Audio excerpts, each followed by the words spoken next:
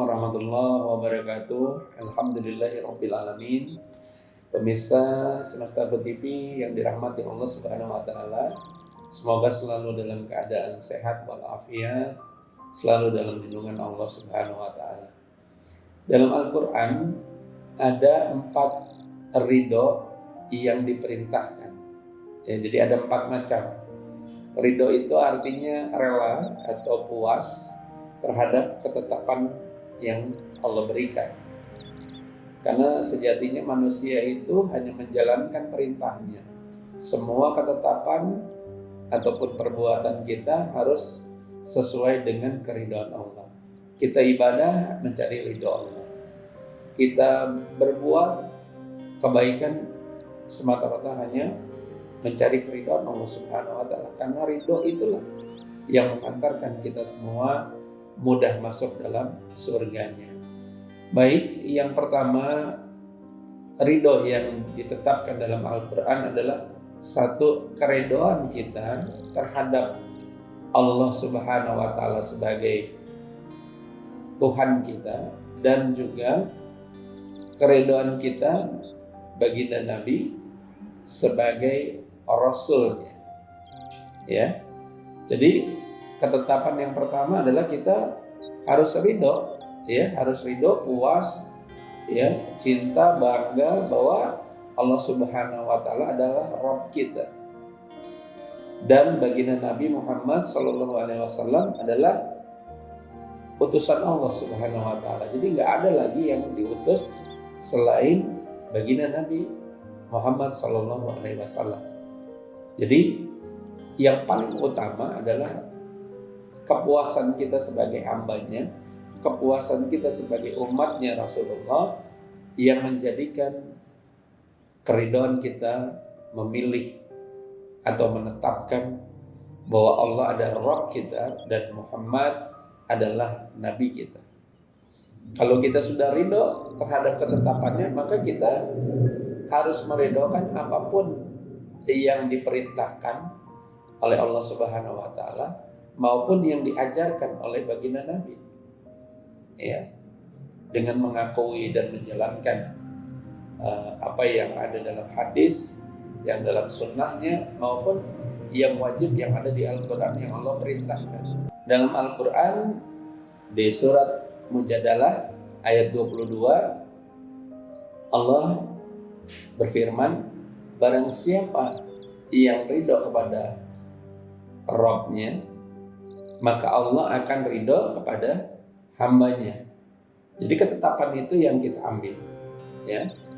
Lalu dalam hadis Rasulullah SAW disebutkan dari hadis yang diriwayatkan Abbas bin Abdul Muttalib bahwa Rasulullah SAW bersabda, seseorang akan mendapatkan kelezatan iman yang luar biasa, ya, manakala dia ridho bahwa Allah itu adalah sebagai Tuhannya, Islam itu adalah sebagai agamanya, dan baginda Nabi Muhammad sebagai Nabi Rasulnya.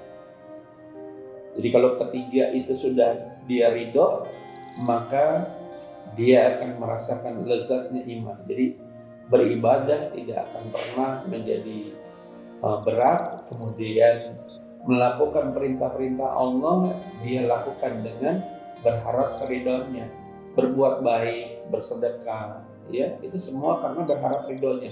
Tidak ada lagi yang dia pikirkan selain apa yang dia lakukan mengundang kecintaan dan keridhaan Allah Subhanahu wa taala.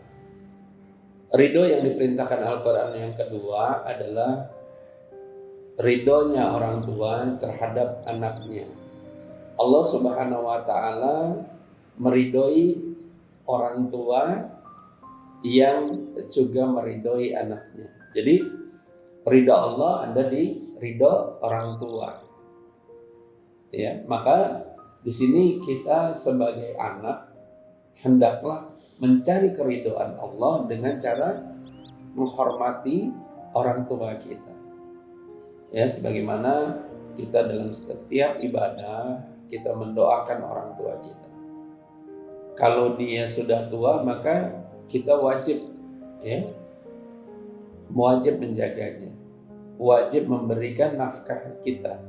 Dalam artian bahwa kita wajib merawatnya, ya, mengantarkannya, ya, kalau dia sakit, menungguinya kalau di rumah sakit, mendoakannya setiap sholat, ya, karena salah satu keridhaan Allah terhadap hambanya adalah manakala kita juga ridho terhadap orang tua kita. Jadi orang tua kita itu kita rawat dengan baik, ya, kita jaga kesehatannya, kita beliin obat dan segala macamnya.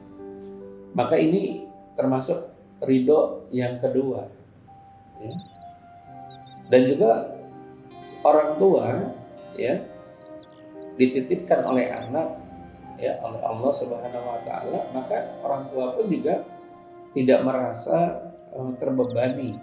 Bahkan kecenderungannya adalah menjadikan anak sebagai investasi akhiratnya, menyekolahkannya dengan terbaik, lalu mengajarkan ilmu agama dengan baik, ya, dan juga memberikan budi pekerti, ya, adab yang baik. Karena itulah yang diajarkan oleh baginda Nabi Muhammad SAW kepada umatnya. Yang ketiga, ridho yang ketiga yang diperintahkan oleh Al-Quran adalah ridhonya suami terhadap istrinya.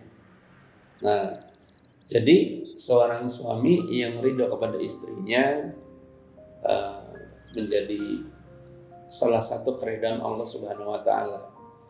Bahkan dalam satu hadis, barang siapa yang istrinya meninggal, nah, istri meninggal nih, lalu suaminya ridho kepada musibah meninggal istrinya, maka istrinya akan masuk surga.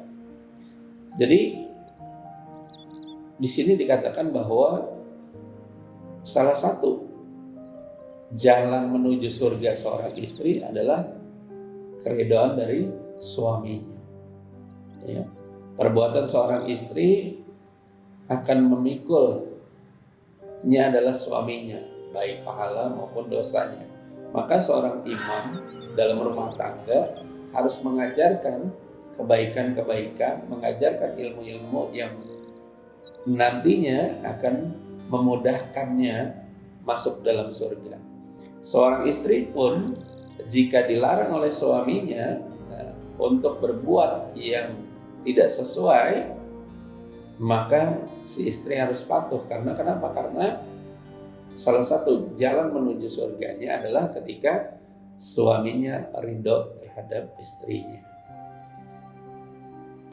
Nah, inilah yang harus kita banyak belajar, bagaimana seorang suami meridhoi istrinya. Apakah jalan seorang istri ke dalam masjid suaminya ridho? Kalau suaminya tidak ridho, maka istrinya nggak boleh berangkat ke masjid. Tetapi kalau istrinya pengajian, izin ke suaminya ridho, karena memang tidak ada lagi pekerjaan yang dibebankan ke istrinya, maka insya Allah jalannya istri itu menuju surganya. Maka sangat mudahlah seorang istri untuk masuk dalam surganya Allah. Di antaranya adalah bagaimana menciptakan keridhaan seorang suami terhadap istrinya. Yang keempat atau yang terakhir adalah ridho dalam transaksi jual beli. Ya, kita berdagang itu harus punya saling ridho dan ridho di antara yang jual dan yang beli. Rujukan kita adalah surat An-Nisa ayat 29. Ya. Di situ Allah menjelaskan bahwa kita itu tidak boleh memakan, ya, harta dengan cara yang batil, atau ada yang satu diuntungkan, satu dirugikan nih.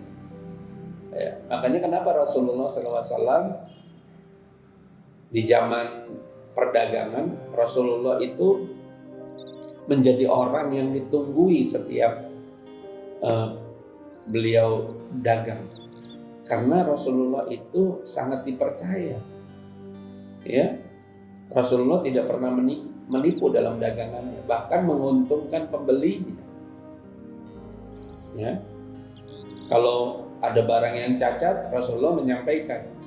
Kalau ada kambing yang akan beranak, Rasulullah bilang bahwa kalau beli, maka kelak anak-anak kambing yang sedang dikandung oleh ibunya akan beranak 3 dan 4, dan itu terjadi benar. Ya, maka para pembeli pada waktu zaman Rasulullah berdagang itu selalu ditunggui. Kenapa? Karena Rasulullah dipercaya. Makanya kenapa Siti Khadijah menitipkan investasi atau barang-barangnya untuk dijual oleh Rasulullah SAW, karena sudah dipastikan bahwa kalau Rasulullah yang berjualan pasti laku dan habis. Maka kita melihat dari 4 tadi bahwa carilah kehidupan kita yang benar-benar mengundang keridhaan Allah, karena sesuatu yang diridhokan oleh Allah Subhanahu wa Ta'ala pasti akan mengantarkan kita ke surganya. Semoga kajian ini bermanfaat dan kita semua selalu dalam lindungan Allah Subhanahu wa Ta'ala dan dijauhkan dari sifat-sifat ujub, riya, dan takabur. Assalamualaikum warahmatullahi wabarakatuh.